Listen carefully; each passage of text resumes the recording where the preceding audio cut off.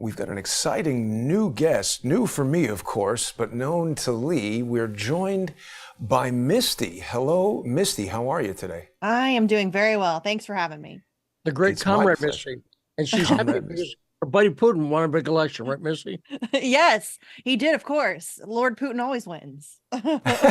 Now, you guys know each other from the Sputnik days, right? Lee, you want to give us a little bit of background, perhaps, for people who might not know Misty? Misty introduced herself. She's a great broadcaster, was a great advocate for Julian Assange, and that's what we got on her today. But Misty, tell us about you. Well, I'm really just an activist. I kind of got into doing media quite by accident, really just to promote my own activism for Julian Assange. So I sort of just fell into it that way. So I've been doing media stuff for, I don't know, maybe about 5 or 6 years. Really it ramped up right after Assange was yanked out of the Ecuadorian embassy in 2019. So I've hosted a ton of shows on YouTube. I recently had a show on TNT Radio. I have since been fired due to funding issues. But you can check that out. I think it's still up on Podbean or all of the podcast stuff. Also, my tech guy is working on downloading all that stuff onto the website. So, but yeah, and then Lee and I met. Actually, I used to go on Fault Lines when his son Shane was there. And Shane was great. We had great conversations. And then Lee and I don't even remember how we ended up talking, but I think I went on his show. He came on my show a couple times, and we've been great friends ever since. So yeah, that's about it. Well done. That's I exciting. concur. Yeah. So Julian Assange is a super important topic. I mean, he's a bit of a canary in the coal mine for what, I mean, Misty, you said that you've been fired, obviously not as bad as what's happened to Julian Assange, but there's been an incredible crackdown on freedom of speech and the press in general. What's happening with Assange now? Well, that is a very big question. I could give you a very long answer. I'll try to condense it as much as I can. Julian Assange is currently still incarcerated in Belmarsh Prison, which is often referred to as the Guantanamo of the UK. It's a very a horrible place, very harsh conditions. He's essentially in solitary confinement for 22 to 23 hours every single day and has been for nearly 5 years.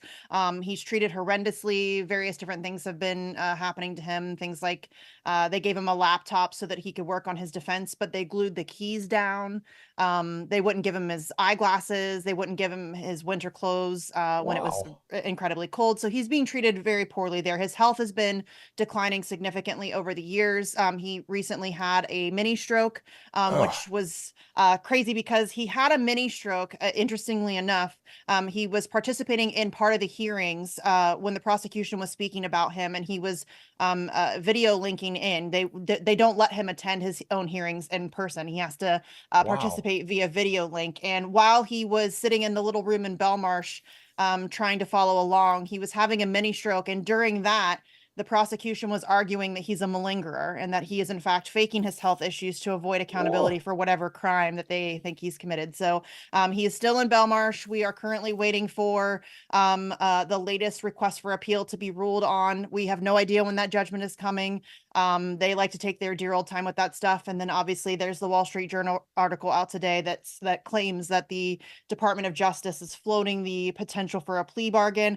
I have very mixed emotions about that. But yeah, Well, that's tell that's us that. about that. What are your mixed So emotions about it? I What's share a, your mixed emotions. let me yes, say one thing, Misty. sure.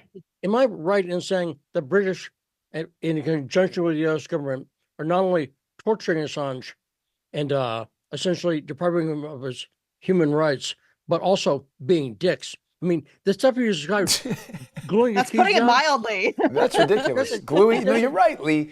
Gluing gluing the the keys keys down. down, that's pure dicketry. No, Yes. you're right. Yes. Exactly right. Yeah, no, that is grade A assholery for sure. They, Yeah, they, and they give him a wedgie.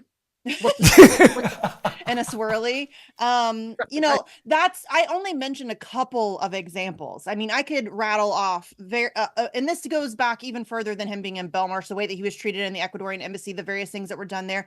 We could potentially talk about if we have time, the plots to assassinate him, the spying operation that was taking place when he was in the Ecuadorian embassy through UC Global. I mean, this man has been, and you're right to say that he has been subjected to torture. That's not me making that up. That is the former UN Special Rapporteur on Torture, Nils Melzer, who himself, along with 2 physicians, went to visit Julian Assange and Belmarsh to examine him and make the determination of whether or not he was in fact a victim of psychological torture. And they ruled that there is no question. He absolutely is. Oh, And that's been going on for over a decade. but wait a minute. So how come they didn't do anything when the UN said they're torturing him? They only care about the UN Oh. sometimes.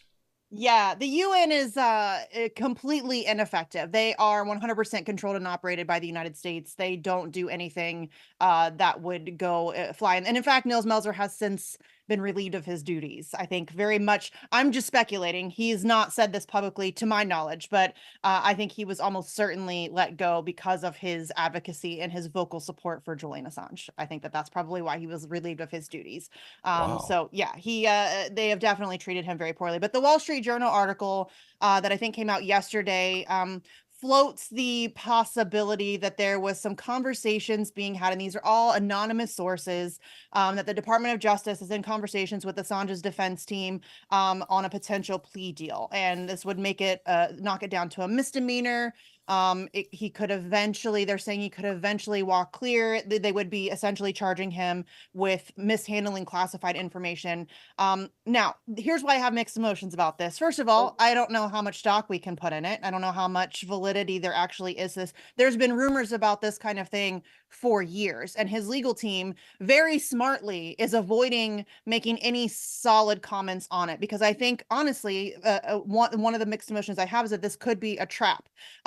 This could be them floating the potential for a plea deal, a plea bargain, for the Assange defense team to then make a public statement that, no, we're not interested in that, so that they can then pass the accountability off to Assange. Well, it's his fault that he's still in prison. So I think that that's a potential avenue that they could be looking into. Barry Pollock, which is Assange's U.S. attorney, has said that there's really, I'll read you the direct quote. He said, quote, "It is inappropriate for Mr. Assange's lawyers to comment on while his case is before the UK High Court, other than to say we have been given no indication that the Department of Justice intends to resolve the case, and the United States is continuing with as much determination as ever to seek his extradition on all 18 charges, exposing him to 175 years in prison," end quote. So that's his American attorney. So at least according to his defense team, they have heard nothing about this. So I Wow. think that it's just the United States government. It could be that they're trying to trap the defense team into making a comment. It could be that they are testing public sentiment to see how people would feel. Obviously, it's an election year. The Biden administration is struggling. So this might be something that they are considering trying to weasel their way into some good graces of some people. But I mean, even just Let's talk about it for 1 second. yeah. The political angle, the Biden thing. Mhm. One thing this would do is would take it off the table of Trump or Kennedy, for instance. That can't be an issue. They can, if the Biden administration essentially frees Assange, Kennedy can't make it an issue, and Trump can't even try. So that's one benefit it has Yeah. for Biden. Yeah, for sure. I mean, moving into, as we move even deeper into the election season, I think the Biden administration is looking to take weapons away from, in particular, Trump. Right. But this is a bad look for both of them, right? It was under Donald Trump that Assange was arrested. It was under Donald Trump that he was spied on. It was under Donald Trump that plots to assassinate Julian Assange were developed. And then, of course, he failed to pardon him. So this is a terrible look for both Biden and Trump. And so I think that regardless of what this plea bargain, what the intention is behind it, I think there's no question in my mind whatsoever that they do not actually want to extradite Julian Assange to this country, at least right now. Certainly not during an election year. That opens up a monumental can of worms. It opens up conversations they do not want to have. So I think that we have to keep all of that stuff in mind when we're examining what their goal might be with leaking this information to the Wall Street Journal. No, it's You know, not. Or the problem they've got in this, the DOJ has, is that it's not an extraordinarily strong case against Assange. No. And if they convict Assange, they can convict other journalists, and they know that. I think, Yes. right? Well, and that's why that's another issue I have with this plea bargain, possibly, because listen, I'm not saying that if this is a real deal that Julian Assange should not take it. This man has already sacrificed so much. And he has been subjected to horrific conditions, psychological torture, being away from his family. He has two very young sons who he has missed out on their entire lives, essentially, other than, weekly visits where he gets to see them for an hour or so. So there's no way, I want to make it very clear that I am not in any way going to judge Julian Assange. If this deal is legit and he decides to take it, there will be zero judgment for me whatsoever. However, I do think that we need to be very mindful of the fact that if he does take a plea bargain, while it does save his life, the implications on the future of press freedom are very real. And that essentially criminalizes journalism and allows them to then take the next step moving forward. And I think that that's something we all need to be very, very concerned about. Let me ask you this, because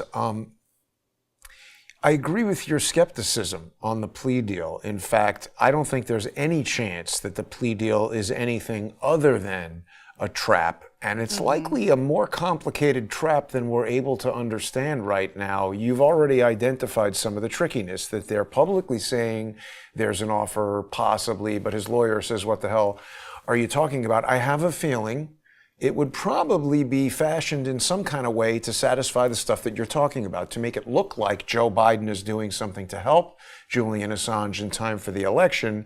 But after the election, whether Joe gets what he wants out of it or not, Assange will be screwed. And I see people that they've made these plea deals with. We saw Lev Parnas in Congress yesterday. The plea deal, the Department of Justice would own Julian Assange. The one thing that you've said today that I will respectfully disagree with, Misty, is that this plea deal will not save his life. This plea deal will shackle him to the Department of Justice for the rest of his life and just place him in a different kind of jail. It's outrageous. I mean, if you told me he was in, I don't even want to insult a country by saying it, but in the United Kingdom, he's being tortured like that, and he's having strokes, and the UN says, hey, this is no good, and nobody says anything, and we are sitting here pretending we're some kind of civilized country? Yeah, we're not. But I do think, I respect your disagreement, but I do think it does at least superficially save his life, because the conditions he's being held in now are absolutely, it's murder in slow motion. That is what is happening. His health is declining. He's not getting proper medical attention, period, end of story. That is not happening.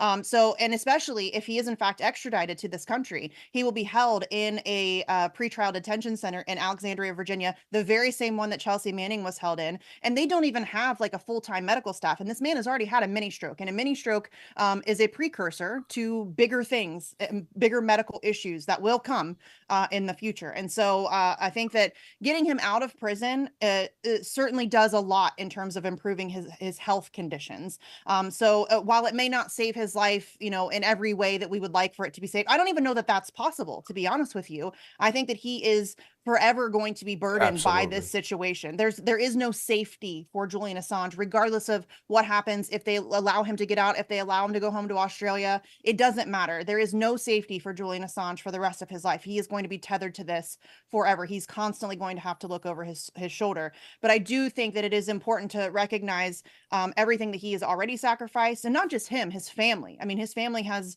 been put through the ringer as well. And again, he has two young sons who, barely get to see their father. And so I think that it's very important that those of us who are incredibly passionate about press freedom, and my instinct is to absolutely no deal. No way, no deal. There's no deal. You didn't do anything wrong. Take no deal whatsoever. On the other hand, we have to remember that this is a human being. He has already been through so much, and we can't expect him to sacrifice more. So let me see if you two agree that Julian Assange should watch out if the Biden administration, as part of negotiation, offers him free vaccines from Pfizer. Yeah, don't take that.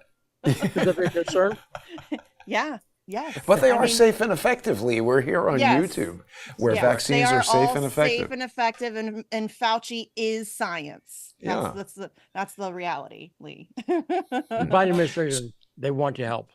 And has anybody been able to speak with Julian Assange in the jail? His lawyers or any? He has. His ability to meet with his lawyers is very limited, and it very much varies just depending on how the prison is feeling that day, I guess. His wife, Stella Assange, gets to visit on a fairly regular basis. Generally speaking, and this is just me repeating what she has said publicly, she herself goes to visit him alone once a week, and then she takes the boys once a week. The process of going to visit him, especially for 2 young children, is really scary and stressful. Obviously, it is a supermax prison, so there's barbed wire and there's guards and there's dogs, and the 2 little boys have to go through a searching process where their mouth has to be searched, and they have to take their shoes off, and the dogs have to sniff them, and they can't take anything in, and they can't bring anything out, and Wow. it's a very stressful situation. Also, his father goes to visit him, and multiple people speak to him on the phone. He doesn't get a ton of phone calls, but he does manage to make a few phone calls here and there. And then people like the late John Pilger had gone to visit him. Chris Hedges has been to visit him. There's been other people who Roger Waters has gone to visit him. Reporters Without Borders has been able to get in. So there's been people who have been able to visit, but his visitation is very limited, unfortunately. He is incredibly isolated. Now, I've actually been out to Belmarsh, and have you been there, Missy? No. It's like a dungeon. It's Yeah. more like a dungeon, the way it looks, like an industrial dungeon. Yeah. Speaking of Roger Waters, like something out of the movie The Wall. Have Yeah. you seen that? Yes. Yeah. It's a creepy place, but it's not like a huge American style prison. It looks like No. a farm. Yeah, and it's bad. The conditions inside are horrific. Like I mentioned earlier, the winter clothes situation. It's very cold in there in the winter. And he was having to insulate his window with books because they wouldn't give him his winter clothes. It's just a whole host of things that they and again, we need to point out that all of these little kind of microaggressions, that all amounts to psychological torture. All of those things and I say it all the time, the process is the punishment here. I think that they I don't really think that they want to extradite him to this country. I don't think they know they don't have a case. They know it would be a really bad public relations deal for them. They know it opens up conversations, not just about why are we prosecuting a journalist for doing journalism, but also what did he expose? Like why are they so angry at this guy? And then the conversation about the war crimes that he exposed is then opened up, and they don't want to talk about that either. So I think that and we know this to be true, but Julian Assange released this information himself. If you go back and look in the Stratfor files, there's a conversation that they're having on how to deal with our Assange problem. And one of the ways that they discuss is, well, we'll just tie him up in legal stuff for the next 25 years. That is exactly what they're doing. So I think that the process is the punishment. They're trying to drag this out for as long as possible. Ooh. They're trying to wear him down physically, spiritually, emotionally. That's just really the play here, I think. And Now, use him as a weapon, as a warning to other journalists. So, Missy, what do you think of a recent move in Congress? It's not often you see Thomas Massie and AOC signing the same thing. Yeah. And shout out to Thomas Massie, who has been excellent and solid on this issue for a long time. He's one of the first people that we were able to get to really talk about this in Congress. I mean, if you would have told me even just a couple years ago that we would have a piece of bipartisan legislation that not only calls for the protection of journalistic activity, but also mentions Julian Assange by name and calls for his freedom, I probably would have laughed at you. That is the amount of progress that has been made over the past couple of years. And there's been numerous things that have contributed to that momentum shift. We had 6 members of the Australian Parliament, which, by the way, in Australia, massive support for Julian Assange. I mean, depending on what poll you look at, it's anywhere between 80 and 90% of Australian people want Julian Assange to be freed and allowed to come home immediately. That is crazy. To get 80 to 90% of people to agree on anything is insane, right? Yeah. So there's incredible support there. They have a massive or I guess it's not bipartisan, cross-partisan. They have more than 2 parties there. Lucky them. But it's all across the board, all across the political spectrum. And 6 of those people from different factions of the political spectrum came to the United States, and they held meetings with as many members of Congress as they could. And from that, very soon after that, we saw a couple of letters, which I'm not a big fan of the strongly worded letter, but there were 2 letters that were bipartisan and signed on by, again, Thomas Massie and AOC, or even crazier, Marjorie Taylor Greene and AOC. They hate each other. They signed on to it. So those 2 letters were first, and then that kind of led into this House Resolution 934, which we are now trying to pressure members of Congress to co-sign. And did I hear correctly that Massey brought Assange's brother to a State of the Yes. Union? Yeah, he did. Again, shout out to Thomas Massey. He did not have to do that.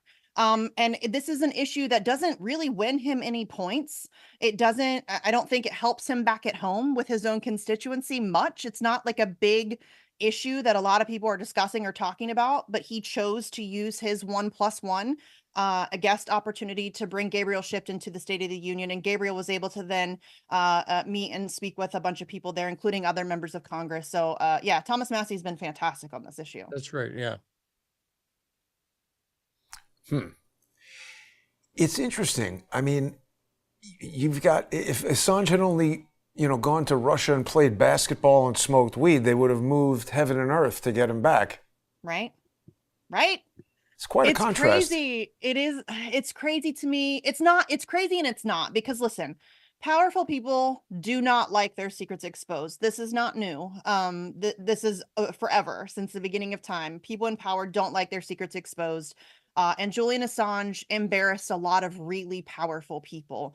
And so it's not surprising to me that they're going this hard at Julian Assange. I think it is a bit surprising that it has gone on this long, that they are taking it to this extreme. But I was also naive enough prior to April 11th of 2019, when he was essentially kidnapped from the Ecuadorian embassy.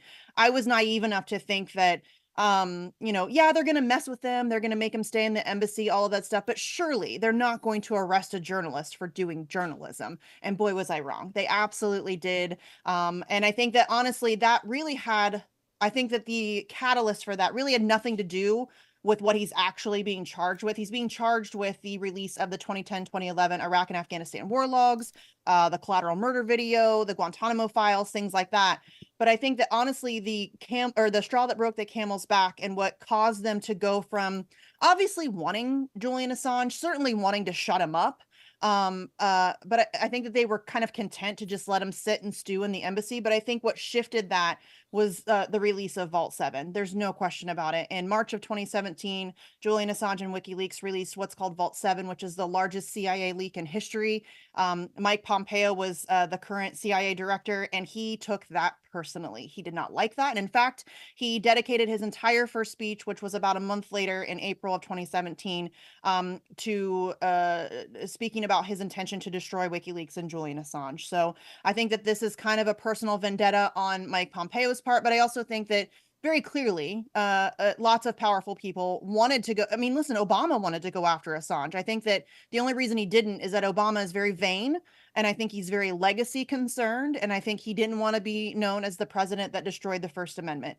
And so I think they left it to Trump, and Trump was fine with being that guy. So Let me just ask you something about that real quick, Misty, because we've got so much evidence that Obama holdovers were surrounding Trump to jam him up with his impeachment and all this stuff with this phone call to Zelensky. Just yesterday, Lev Parnas revealed that he personally set up that phone call between Trump and Zelensky.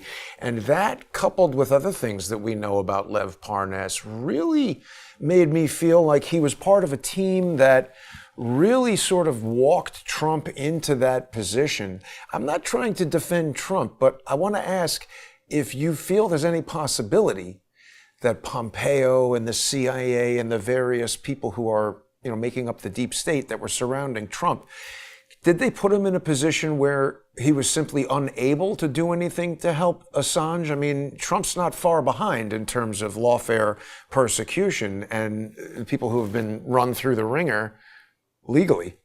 Well, I think that Trump, you certainly cannot let him off the hook on this at all. This is a guy who ran on draining the swamp and then turned around. And not only did he wade into the swamp, he dug under the swamp to find some of the worst people on earth to appoint to his cabinet, including not just Mike Pompeo, but Mad Dog Mattis and Fauci. And Yeah, the list goes on and on and on and on. Like, this guy found the worst people on planet Earth and surrounded himself with it. That was his choice. That was his doing. And also, I think that this is not a new thing for Donald Trump. There's video of Donald Trump in, I think, 2010, 2011, right around the time the releases were coming out. And he said, and I quote, "I think there should be the death penalty or something," speaking about Julian Assange. So this is not a new thing for Donald Trump. This is not, oh, he surrounded himself with the wrong people and they convinced him that Julian Assange was a bad guy. Way before he ever even thought about running for president, he was talking about the death penalty for Julian Assange. So, Wow. But then he used all that material during the campaign. He said he loves WikiLeaks and everything. because it's convenient. It was convenient for him. It helped him at the time. And so the opportunist that he is, he took advantage of that. He used it. And then as soon as he was elected, "I don't know anything about WikiLeaks." He literally said that. "I don't know anything about WikiLeaks. That's not my thing." My guy, you were on the campaign trail. "I love the WikiLeaks. Let's see more WikiLeaks." And I just think that's again why I think you can't excuse Donald Trump on this, regardless of whether or not he got in over his head or he was misled. I'm sure a lot of that did take place. But this is, again, not a new thing. And also, we need to point out the fact that this is Donald Trump, even aside from Julian Assange, said that we should be allowed to throw journalists in jail to squeeze them to give up their sources. Did he say that? Friend. Yes, this guy is no friend to press freedom, period. I mean, he was Wow. attacking the media his entire presidency. So this is not, and again, Well, but legacy the media he was sucks. attacking was CNN and the I get it. Washington Post. Yep, I get it. But I think that when you combine that, and listen, nobody hates legacy media more than me. Nobody criticizes them more than me. Right. But I think that this is, if you compile all of the things that he has done and said over the entirety of his public life, which is a long list of things, it's not like this is a new thing for him or that he's ever been really shy about expressing his opinion on these types of things. So if you're calling for the death penalty in 2010 for Julian Assange, I'm not surprised when you plot to murder him in 2021 or whatever it was. Wow. So I must say something I think controversial about this Wall Street Journal story. It's a terrible article. I agreed with that. I'm not that controversial, but I'm cautiously optimistic. I actually have a kind of good feeling about this because here's my thinking. I think there's something to this. There's something going on because I do not think it would reach the Wall Street Journal if we're just like whispers or rumors. So I think there's something going on. I think Assange's lawyers are playing it very smart, being very circumspect, and not saying anything, and making it clear that they're not going to say anything. That's smart. But I think something's going on. It doesn't not seem to be like there's a push to go For after. sure. Listen, for sure. What do you think? The United States government is, in my opinion, and I'm just some chick from Ohio. I have no access to the conversations being had behind closed doors with the defense team. I have no idea what's going on in the Department of Justice. This is just me as an outside observer. But I think that the United States is, obviously their goal was to, first of all, silence him. They wanted to shut him up because he was still releasing stuff. Obviously, like I mentioned, Vault 7, I think, was kind of the nail in that coffin. They were like, we have to shut this guy up, period. But why did that upset them so much, Misty? What was in Vault 7? What happened to us as a result of him releasing that? I'm so glad that you asked. Vault 7, if you haven't read Vault 7, you need to go read Vault. To your listeners, if you haven't read it, please go read it. It is insane. Again, largest CIA leak in history, incredibly embarrassing to the CIA and to Mike Pompeo, who again was the then director. But in there, it is a whole bunch of really nefarious hacking tools that they can use, zero-day systems, different programs they can use. I think one of the ones that we need to be very mindful of currently with all this conversation going around about, oh, there's going to be attacks on our water systems and things like that. They have code that they can kind of use to forensically distract people away from the fact that it could be the CIA that did these attacks, and they can make it look like it's somebody else, like maybe Russia or China or maybe Iran, somebody that we don't like. We can insert that code into those hacking attacks, and they can make it look like Russia attacked our banking system, or they can make it look like China attacked our water system. So that is something that people need to be very mindful of. It also showed that they can spy on you via your Samsung Smart TV. They can hack into your vehicle, the computer system in your vehicle, which then is an untraceable assassination possibility. I mean, there's a whole host of things in Vault 7 that people need to be aware of. And again, the CIA did not like that. at all. I just feel like all that stuff is things that people sort of knew in a general sense. And I mean, I'm not saying that this isn't important. What I'm saying is I don't understand why this, like, in other words, if WikiLeaks did something and then it was like, oh my God, and the whole FBI got shut down and Pompeo got fired and people's careers were ruined and went to jail, and then we found out that their, buddies or whoever was doing this for revenge. I mean, it just feels like this is everything that you've just said is stuff that people had a sort of a general idea the CIA could do anyway. Sure. It's not like the CIA has stopped doing any of this. And why the hell do they care so much? Because it's embarrassing. It embarrassed them, the fact that this information was leaked and that it got out. Oh yeah, it's not just about Vault 7. Obviously, that was just the catalyst that I think push them to actually going and arresting him. But I think that the idea that he exposed the war crimes, and it's not just that he has exposed the war crimes and corruption of the United States, he's exposed numerous countries, numerous corporations all across the globe. And so I think that, honestly, I think that really what they don't like is that what WikiLeaks offers is something completely unique to them. It's journalism as much as a science as you can possibly get. And I don't mean Fauci science. I mean actual science. WikiLeaks it's not some opinion piece. It's not, right. It's not conjecture. It's not talking heads screaming at each other over a Sunday morning news show. It is 100% verifiable, authenticated source documentation. It is just the truth in black and white, and they've never gotten it wrong. WikiLeaks has never had to retract a single word over billions of words that they have published, millions of documents that they have published. They've never had to retract a single piece of information. There is not a journalistic outfit on planet Earth that has that kind of record. And I think that he did it in a way that was outside of the system, outside of legacy media. And I think that they see that as a very real threat to their power. And actually, I don't think WikiLeaks gets enough credit, hardly any, for this. But they exposed the broken election system in the country. And in fact, the Democrats did, in fact, rig the election in 2016 against Sanders. Yep. I mean, the stuff WikiLeaks put out, the joint fundraising agreement between Hillary Clinton and the Democratic Party. Yep. That showed exactly the way collusion a democracy works. A democracy in air quotes. Yes. Right. Well, and it also exposed the corruption in the media. I mean, there were dozens of journalists who were exposed for having off the record, behind the scenes meetings and dinner parties with the Clinton campaign. Glenn Thrush very famously sent an email with one of his articles about Hillary Clinton attached to it, where and I'm paraphrasing here because I don't remember the direct quote, but he said something like, I realize this makes me a hack, but here's this article. If you want to take a look at it and make any changes to it, just let me know. And that's the kind of situation that we were dealing with. So yeah, you're right, Lee. I don't mean to imply that it's only Vault 7 that made them angry enough to go get him. It's an accumulation. Yeah, it's an accumulation of things. And I think that it's just over the course of time, they realized that he is a legitimate threat and he's not going away. And I feel like they just, they had to figure out a way to deal with him. Because in those leaks, I thought that was buried. I thought, no. Oh, yeah. Pizzagate stuff came along and buried that stuff. Intentionally.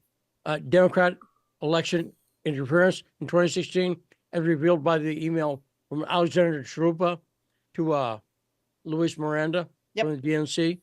That email is major. It's huge. Yeah. And but see, now you guys are raising some points, and Misty just said a lot of things that are causing me to think about this, because Hillary Clinton sounds like the person who would be most pissed off at Julian Assange. And she definitely hates him. Is a vindictive, psychopathic maniac. He released, she's on record in a secret meeting, and Julian Assange released this, where she said, can't we just drone the guy? So yeah, she's no fan. And we need to be very clear that it's, again, Mike Pompeo was mad at him, Hillary, but these people all work for the same structure. They all work for the same power structure. So he's pissed off all of them in various different ways. And it's so interesting because when he released the 2010, 2011 Iraq and Afghanistan war logs, all of that stuff, liberals loved him. Liberals absolutely loved it. And in fact, he did a TED talk in, I think, like 2011 or somewhere around there, where he got a standing ovation in a room full of liberals. And then enter 2016, where he exposes Queen Hillary, and then liberals hate him. And so it's, which is unfortunate because that exposes a lack of consistency of principles. It shouldn't be about, your team. It should just be about the truth, but that's not the world we live in. But he's exposed all of them. So again, I guess, I think I said at the top, he's exposed the most powerful people on earth in various different ways, numerous times. Yeah. And again, I'm not trying to be like, oh, Trump, I'm just saying I see the fingerprints of Hillary Clinton, and this is the way they do stuff. They don't want to just get Assange. They want to get Assange and make it look like, oh, Obama didn't do anything. This was all Trump. This is coming from Obama's deep state people who are also trying to sink Trump. And again, I'm not defending Trump. I agree. It was disgraceful that he didn't do anything about this. I'm just wondering how this all was able to happen. And what I observe is the deep state, the Hillary Clintons and the Mike Pompeos of the world, they seem to be messing with WikiLeaks even now, because it's not enough for them to put Julian Assange in jail. Yes, they're vindictive and they want to do stupid stuff like glue his keyboard down, but they have another plan. They need to now make it so that nobody other than the three of us and people listening to the show, they don't want people to think that WikiLeaks is something that can be looked at, because it's still here and they're doing things like, this is something from the Vault 7. I actually looked into it quite a bit when it came out, and they had this thing here, Hammer testing with wild turkey. And it was saying that Hammer is a browser exploit throwing platform. And there's a very problematic individual named Mary Fanning who became extremely involved in what they call the election integrity movement, which I believe was actually calculated to put a lot of nonsense out into the public to make it appear that anyone challenging the results of the 2020 election is a lunatic. And their tip of the spear was this hammer and scorecard nonsense. And I've had conversations with Mary Fanning where she's referred to this document in WikiLeaks to say, oh, well, this is why hammer and scorecard has credibility. And separately, you guys were talking about the importance of the Podesta leaks. And I agree, that was hugely important. But what's interesting is WikiLeaks appears to be still functional. However, when you try to find anything from the Podesta emails, they're deleted. Yeah. It's that is something that many of us have been very concerned about. Different documents have been disappearing for some time now. A lot of people have started to go through and download and save those things just in case. But yeah, WikiLeaks is, to be fair, WikiLeaks is not functional right now. The website is up, but they haven't released anything in a very long time. All of their time, energy, and resources have been spent over the past many years trying to save Julian's life. And I think that it, again, was part of the plan here, is that not only did they want to silence Julian Assange, they wanted to shut WikiLeaks down. And I think it's even bigger than that. I think that they want to ensure they're using Assange as a warning. He is kind of the head on a stake outside the castle walls, to make sure that everybody knows that if any journalist anywhere dares to have the balls that Julian Assange had, and they dare to do what he has done, this is what we will do to you. And they've made that abundantly clear, and they've done that with whistleblowers in the past. In particular, Chelsea Manning, I think, is a great example. She was the most public example, but they did it to John Kiriakou. They did it to Daniel Hale recently. So I think that this has all been, the way that this has gone down has all been by design to create a chilling effect across journalism and whistleblowing. And unfortunately, I think it's been incredibly effective. Lee, what do you think? Well, yeah, I think it's been pretty effective. The term I use often is he's been taken off the chessboard. In other words, he's on the sidelines at best. Yeah. So whether he's in jail or whether he's one thing I've been saying for a while is I don't think it's to the advantage of the deep state to execute Assange, because if Assange is killed, he becomes a martyr, right? Yeah. He becomes a hero, a saint. I mean, I think that would happen. I think it's like, I'm a nerd, but the first Star Wars film, when Ben Kenobi said, if you kill me, you only make me stronger. So I think that it's, I think that, I think But you're right to about think that. about, but I don't think they want that. I think that they would be fine if he died in prison of natural causes. Right. And in fact, during the COVID time, they put all of the COVID positive inmates in his wing, knowing full well that he has an underlying health condition. I don't think that that was accidental by any means. So I think that they would be fine if he died in prison accidentally. But make no mistake, if that happens, he was executed. This is an execution in slow motion. It is murder in slow Yeah. motion. But I think that you're right. They are trying to avoid that situation. I think that they are dancing on a very fine line where they want to keep him locked up for as long as possible. They want to drag this out for as long as possible. They want to make sure that their point has been made. They want to make sure that, I think honestly, they want to make sure that if he is released at some point, that he will be incapable of continuing his work. So they're trying to destroy him, I think. But I think they're trying to walk that very fine line. And for sure, I don't think that they want to extradite him to this country. I genuinely believe that. I think that they will try to drag this whole fiasco out for as long as they can, but bringing him here, it makes it there's several things happen. It makes it incredibly difficult for our mainstream media to continue to ignore this case as they have done for the past decade plus. They don't talk about it, despite the fact that this is the greatest threat to press freedom we have ever seen, in my opinion. So they don't talk about it, but if he's here, real hard for them to not talk about it at that point. It also opens up conversations about what was actually in the releases, which is very frustrating for me because I feel like the conversation has been so incredibly focused on Assange and saving Assange and who Assange is, and oh, well, he's weird and he's smelly and he's dirty and he does all these things, and but we haven't talked about, you know, the idea that we have the murder of 2 Reuters journalists and civilians in the streets of Baghdad on camera. We haven't talked about the rape and the torture and the murder that was exposed in those releases. We haven't talked about what's in Vault 7. We haven't talked about the Guantanamo files. There's so many things that haven't been discussed. And if he's brought here, those conversations are now open. And we obviously don't want to have the conversation about why we are persecuting a journalist, a foreign journalist, by the way, not American, under our Espionage Act for doing journalism. Right. Yeah. And you know, the saddest aspect is whatever happens now, they have killed him to some extent already. Misty, you were telling us that his sons had to go visit him. Just what you described. I don't know how old those kids are, but you imagine a 7-year-old, a 10-year-old, a 5-year-old kid. They're younger than that. Wow.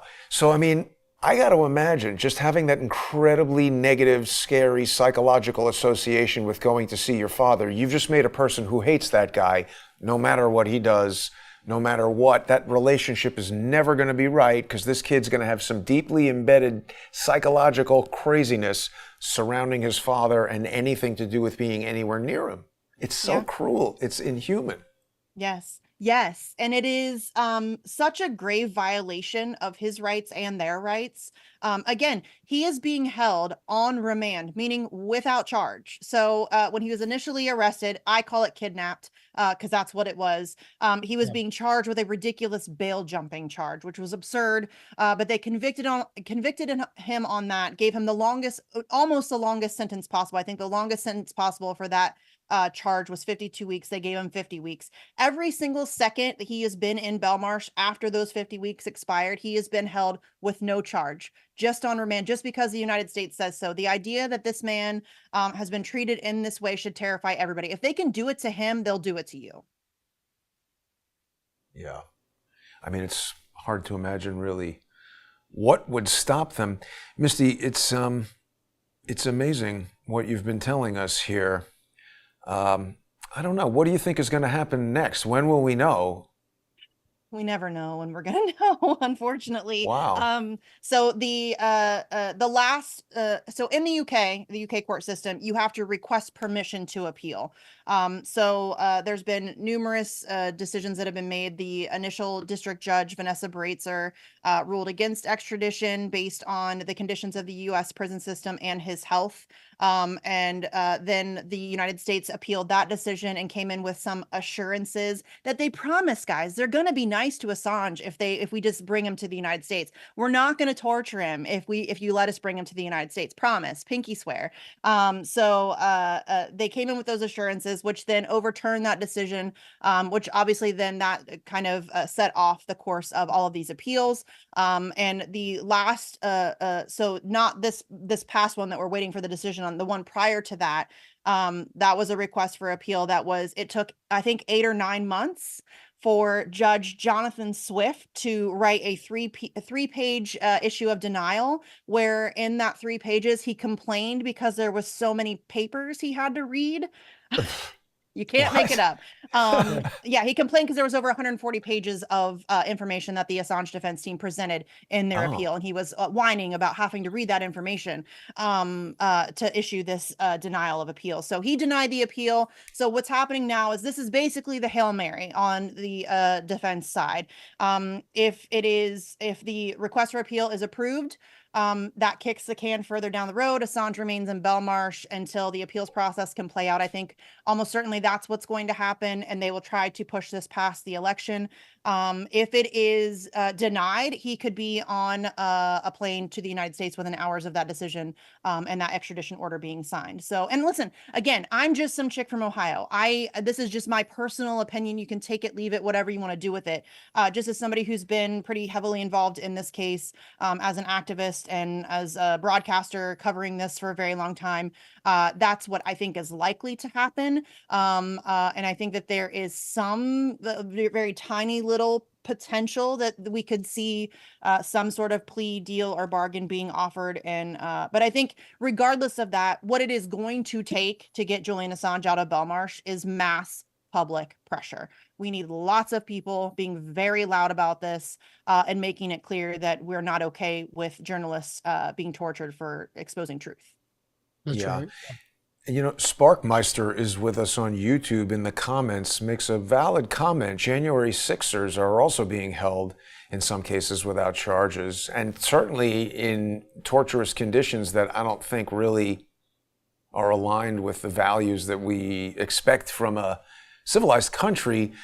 Do you think, Misty, that they're kind of like warming people up for this kind of tyrannical arrest, whoever they want to be? It seems like they are, right? 100%. And I think also they're trying to push us towards a civil war. They want us fighting amongst ourselves so that we're not paying attention to the man behind the curtain. And we're much easier to control if we are angry at our neighbors instead of coming together to fight power.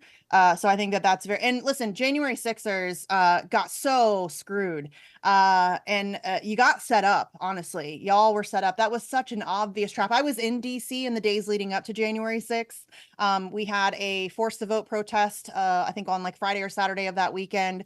And then as I mentioned earlier, the initial Assange ruling was January 4th. And then obviously 2 days later was January 6th. I left DC the morning of January 6th. And I'm pretty sure at our tiny little protest, there were more cops for our tiny little protest than there was at the entirety of January 6th. That was such an obvious setup. Wow. It was astonishing to me that you know, people, and I mean, obviously you had people like what's his name, Ray, oh shoot, what's his last name? Yes, thank you, Ray Epps. I've been to a lot of protests in my time. I have never seen more Fed behavior than that guy. The guy's running through the crowd like, let's go into the Capitol. You're a Fed, homie. Like, and he got called out. Like the crowd was yelling at him, Fed, Fed, Fed. So J6ers got totally set up. They got totally screwed. And I think that that is intentional. I think that there's several reasons. This is just, again, my opinion. There's several reasons why January 6th was initiated and why they are doing the things that they're doing.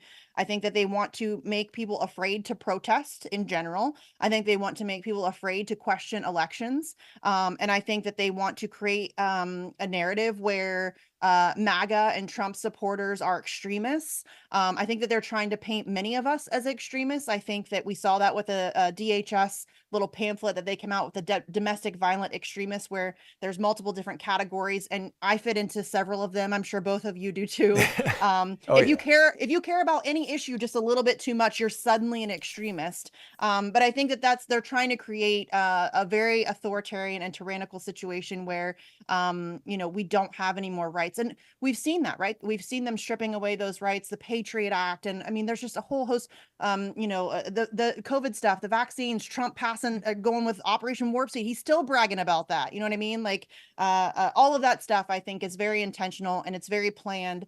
And we need to really stop letting them divide us and stop letting them control the narrative in that way. Because frankly, they're kicking our asses. They are winning right now.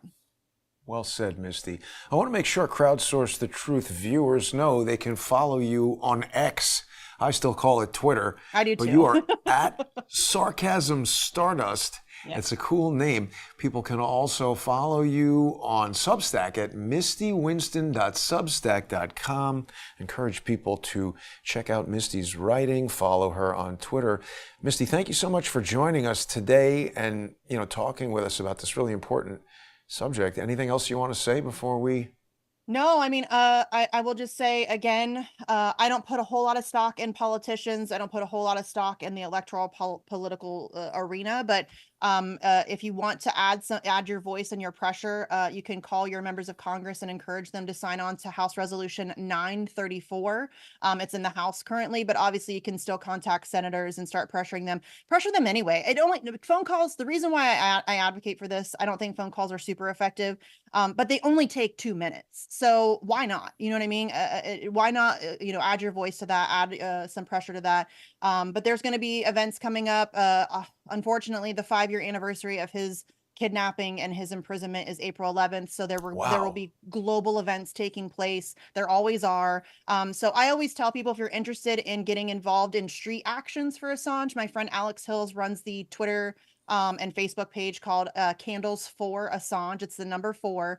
And she does a fantastic job. Every time there are global events, she kind of collects them and compiles them and then tweets them out from one location. So it's a little bit easier for people to find. But honestly, we need people to get involved. You do not have to be an expert on this situation. I realize that it's very complex and convoluted. It's been going on for a long time. There's a lot of players. It can seem a little bit overwhelming. You don't have to be an expert. It really is simple. The United States is seeking global jurisdiction over information and journalism. That should terrify all of us. It's something we should all be fighting against. So I would love to see people in the streets. I would love to see people making phone calls, putting pressure on elected officials, making as much noise about this as humanly possible, because that's the only thing that is going to stop this. Absolutely. And thank you for having me, by the way. And thank you for covering and talking about it and getting some attention on it. I appreciate that. Of course. Absolutely. Yeah. Absolutely, Misty. Well, thanks for joining us, and we'll certainly have you back in the future. Anytime. Lee, thanks, Misty. Lee, I think there was something that you wanted to discuss. Is that right? I just wanted to mention again the book on Andrew Breitbart I'm doing. 18 months, My Work and Friendship with Andrew Breitbart is a book coming out in the next few days. If you want to support it, we have, I think, 22 left. People can buy what I call the Patriot Edition. It's $25.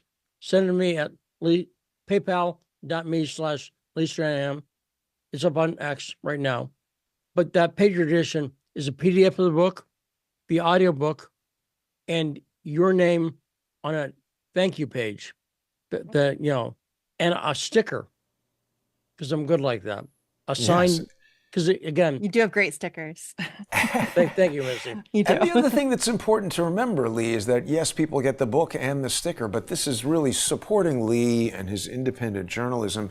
It's super important now that these alternative, we talk about things like TNT radio that were essentially trying to make their own news stations. It's obviously extremely expensive. And when you want to fight against this corporate sponsor-driven business model, we really do need sponsors to support Lee. Let me say one thing that got me extra grumpy. Breitbart, on March 1st, basically anniversary of Andrew Breitbart's death, they did a tribute to Andrew, and they had like 57 people on there. Guess who, Jason, did not get one phone call about that? And you were his best friend. That's terrible. But he said, I was the best journalist. Andrew said it. I saw it on video. So he said that. And do you know who was on there? Who? Glenn Beck. Now, I can prove to anyone. I can show you the footage, but I'm going to be blunt. Andrew fucking hated Glenn Beck. He hated his guts. And everyone at Breitbart knew it. Andrew used to complain. Beck was the guy, when his name would come up, Andrew would groan. Okay. So why did he get on that letter? Right. The fact that he's on there. Who did that? But who did that? Who made that decision, Lee? Well, obviously, whoever's running Breitbart. Wow. And again, if they asked me, I would have said yes, of course. But Yeah. I didn't even get a call, And again, it's not close to say that I'm not a guy who knew Andrew.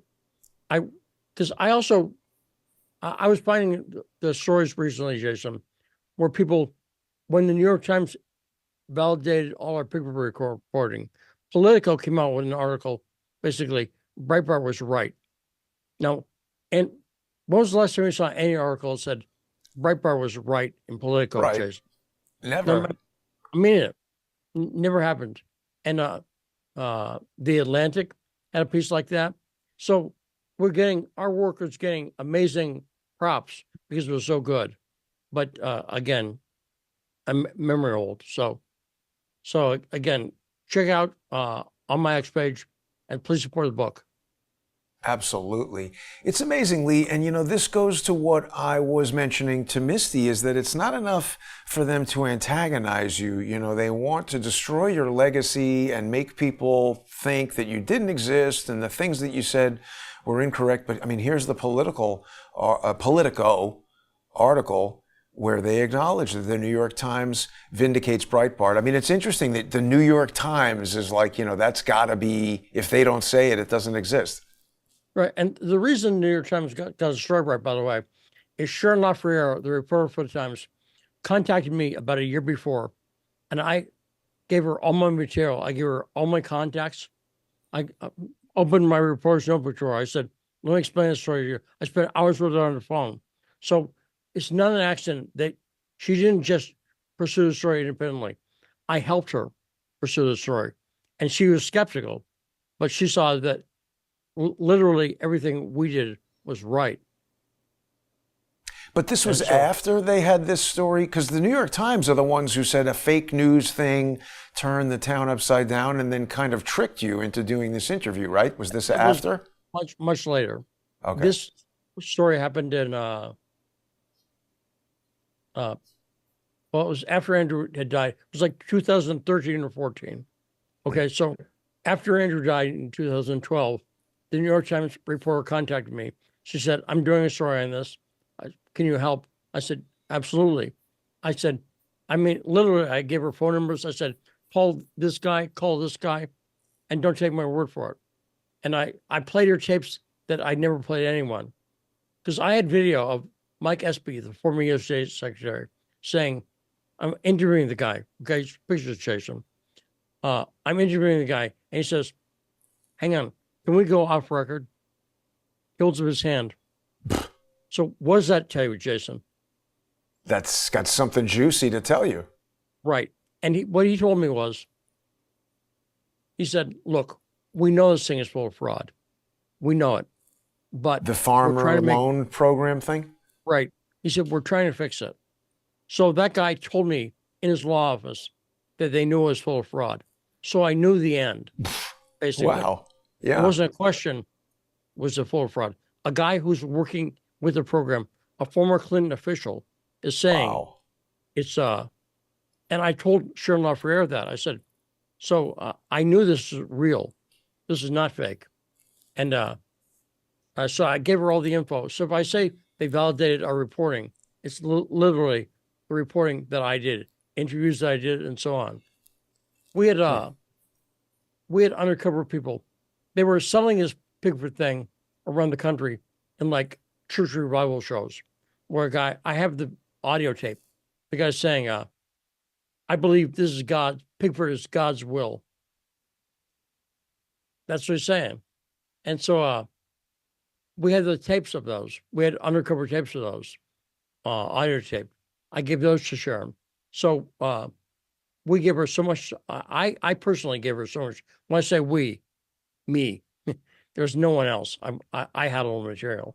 So but Lee, just for people who don't remember this story, this was something to do with black farmers could apply for loans, and then a lot of people who weren't even farmers were applying for them or something? Let me put it in terms to make it relevant today. Yeah. It's about Democrats buying votes.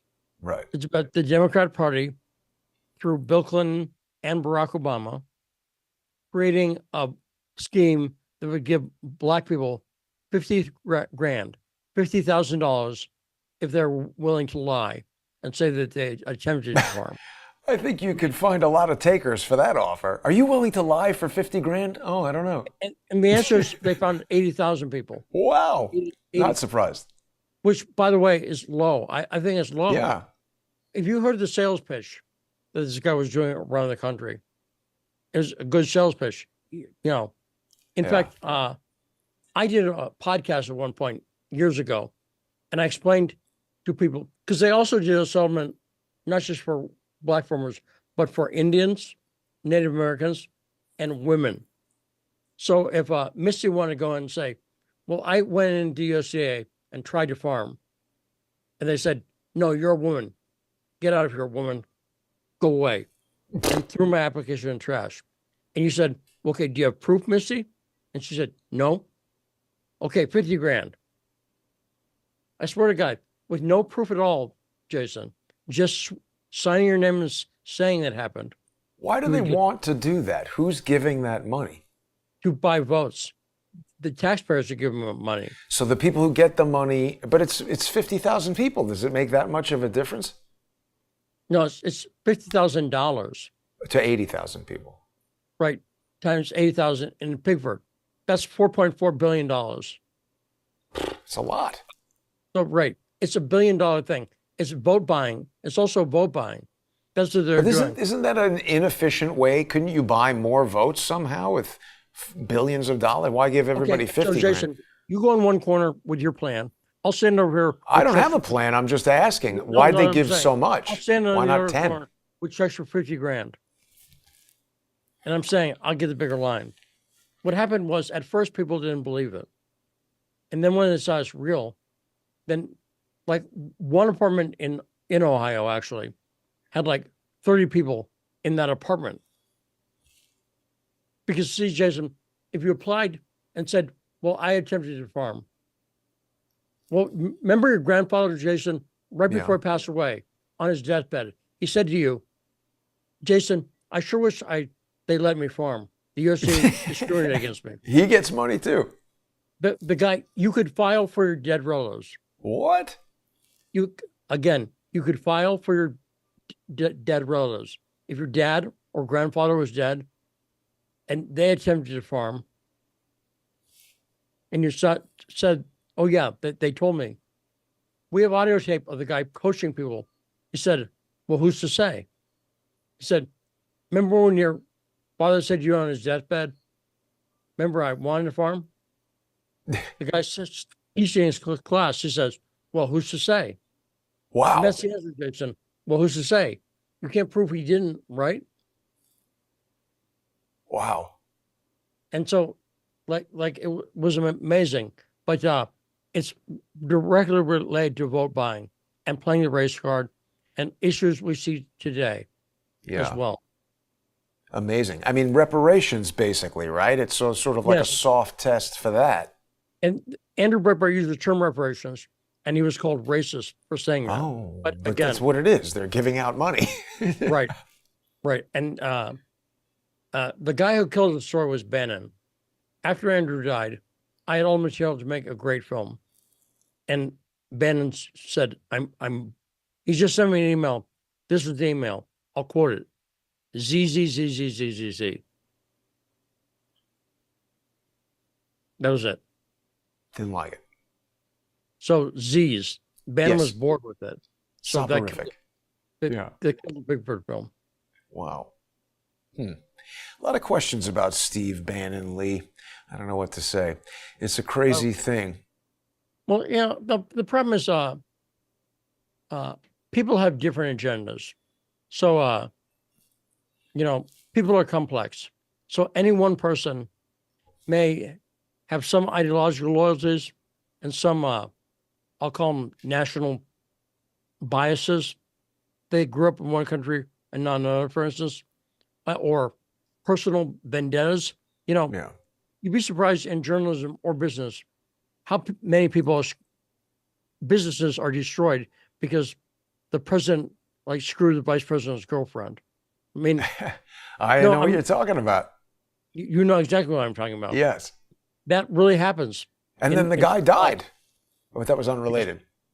And, But pressure, stress. Yeah, but same in politics. Again, people have different agendas, so. Lee, it's been a really interesting show today. We haven't spoken enough about Julian Assange, and they've basically destroyed the guy. It's terrible. But people are going to look forward to getting that book. They can find the details about it when they follow you here on X. Everybody knows where to find you at Stranahan. Lee has been on X for a really long time. He was early on X. I'm one of the first 99.9% of all people. Wow. That's that pretty is good. Impressive. Yeah, so people should definitely follow Lee on there at Stranahan. Don't forget, you can also follow me. You can follow Misty at Sarcasm Stardust. And you can follow me at JG_CSTT. You can sponsor Lee on Patreon.com. We just had one new sign up for a book. Thank you, by the way, for the person who signed up. If we get 2 more sign-ups, I'll buy groceries. I swear to God. Hey, that's great. So don't worry. I'm not going to die or anything, but I'd like to get Groceries are delicious. Yeah. Foodie. Right. Yeah. Yeah. So thank you to the book purchaser and to everybody who's sponsoring Lee on patreon.com/Stranahan. Thanks to all the Crowdsource the Truth sponsors, whether you're on odyssey.com/@Crowdsource the Truth, crowdsourcethetruth.substack.com, or subscribestar.com or patreon.com. I want to thank everybody who sponsors the show. We would not be here without you. I realize I say that all the time, but it's true and correct, and I think about it often, particularly when I'm filing all these legal cases. And if anybody missed my walking around video earlier today, this is the first ever attempt at a counter lawfare video walking around New York City. So people can check that out on Odyssey and all the others. Lee, thanks for a great show, a great guest, and have a great night, everybody. Thanks for tuning in.